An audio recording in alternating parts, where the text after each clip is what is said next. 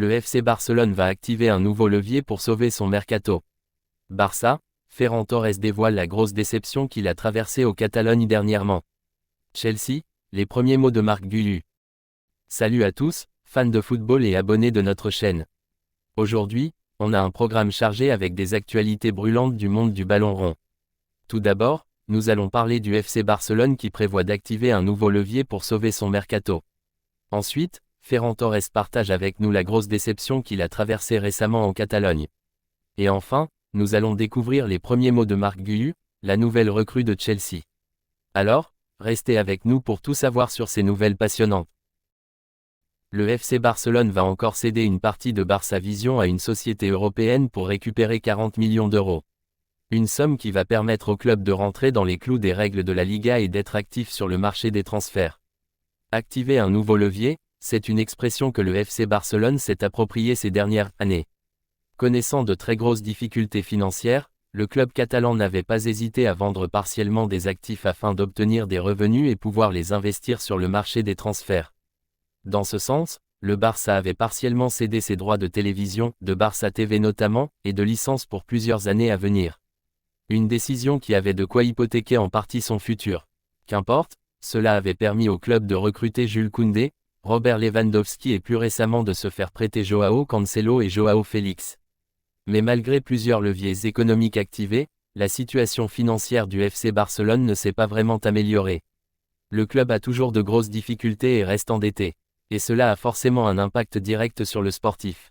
Récemment, alors qu'il devait finalement prolonger, Xavi avait été remercié par sa direction qui n'avait pas apprécié ses déclarations sur le manque de moyens du club.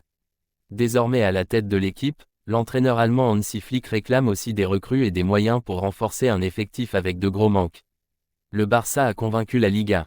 Dans ce sens, selon les informations du Mundo Deportivo et de Sport, le FC Barcelone a décidé d'activer un nouveau levier économique pour récupérer de l'argent. Le club va encore vendre des parts de sa société Barça Vision. Le club va récupérer 40 millions d'euros dans cette vente qui compensera le non-paiement de la société Libero Football Finance qui avait acheté 10% de Barça Vision, mais qui n'a pas encore réglé le montant. Cette nouvelle vente va permettre au Barça d'améliorer ses comptes de la saison en cours.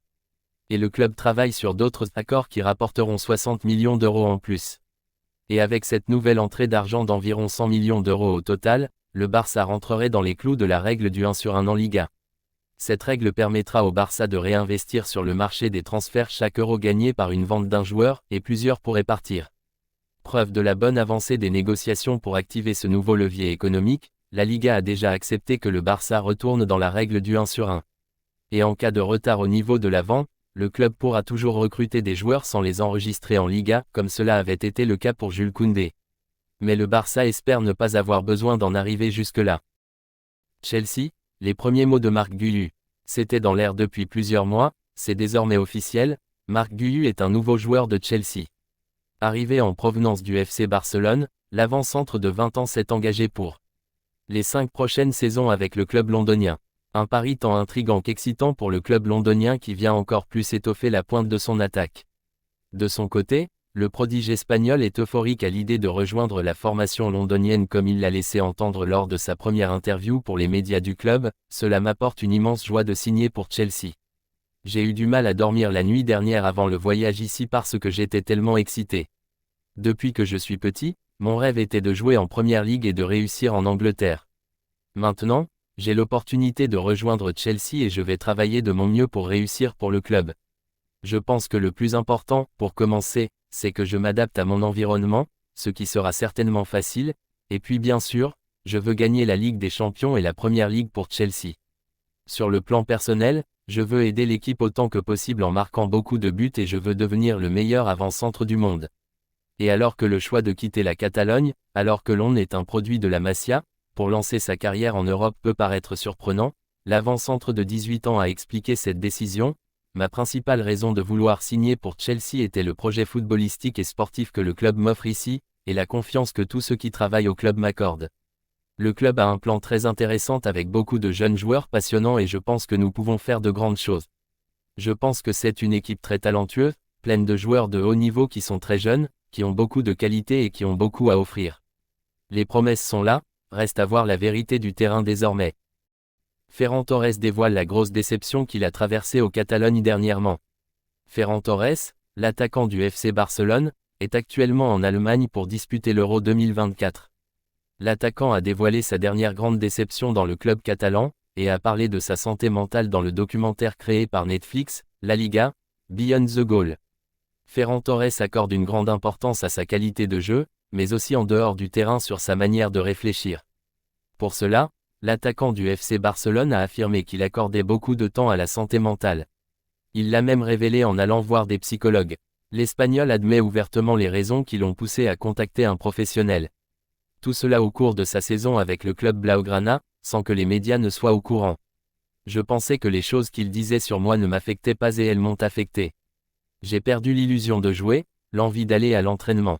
C'est à ce moment-là que j'ai commencé à consulter un professionnel de la santé mentale, a détaillé le joueur dans le deuxième chapitre du documentaire sur Netflix intitulé « La Liga, Beyond the Goal ». Un échange fort enrichissant. Le film montre une séance entre le joueur et un psychologue après le Classico, FC Barcelone, Real Madrid, à l'Olympico de Montjuïc, le premier de la saison en Liga. À ce moment, les Catalans se sont inclinés après avoir pris l'avantage. De plus, Ferran Torres était titulaire, mais n'a pas terminé le match. L'enregistrement montre la conversation entre les deux hommes et la façon dont le professionnel le fait réfléchir. Le professionnel de la santé mentale l'a même fait travailler sur sa réaction, après son remplacement dans le duel entre rivales, en frappant le banc notamment. Une situation que l'Espagnol n'avait pas su gérer. Par ailleurs, le professionnel explique que les jeunes joueurs ne font pas la différence entre le monde virtuel et le monde réel, notamment sur les réseaux sociaux et tout ce que cela impacte autour. Voilà, c'est tout pour cette vidéo d'aujourd'hui. Merci d'avoir regardé et d'être toujours fidèle à notre chaîne. N'oubliez pas de laisser un commentaire pour nous dire ce que vous pensez des stratégies du FC Barcelone, de la situation de Ferran Torres et des débuts de Marc Guiu à Chelsea. Abonnez-vous et activez les notifications pour ne rien manquer de nos prochaines vidéos. À très bientôt pour d'autres analyses et actualités footballistiques passionnantes.